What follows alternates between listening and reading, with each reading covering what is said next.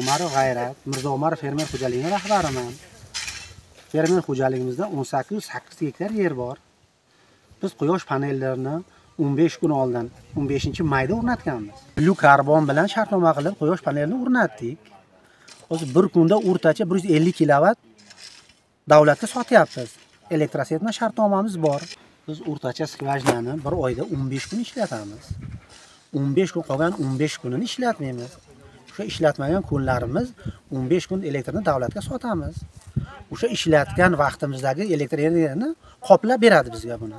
Bizning nasosimiz 26 kilovatli nasos. Biz o'rnatgan quyosh panellari 20 kilovatli. Hozircha 50% ni qoplayapti. Xudo xolasa, keyingi rejamiz yana 30 kilovat qo'yib, 50 kilovatli qo'yib, qolganini o'zimiz foydamizga ishlatishga harakat qilamiz. Biz mana 15 kun ichida kecha borib elektroset bilan hisob-kitob qildik. Endi quyoshli kunlarning hisobini olganda 1.280.000 hozircha hisoblanibdi. Endi qani bir oy bo'lsa ko'ramiz yana hisob-kitob qilib qancha foyda, qancha ziyon bo'lishini bilamiz. Tarmoqqa kirib chiqishini sanaydi-da bu tarmoqqa kiradi, tarmoqqa chiqadi. Bu tarmoqqa beradi, mana ularning tarmoqqa. Bu tarmoqqa ularning Ilg'orni sotilgan narsa. Kilovati bor, bu ko'rinadi. Bu kilovat chiqaradi. Kilovat chiqarayotgani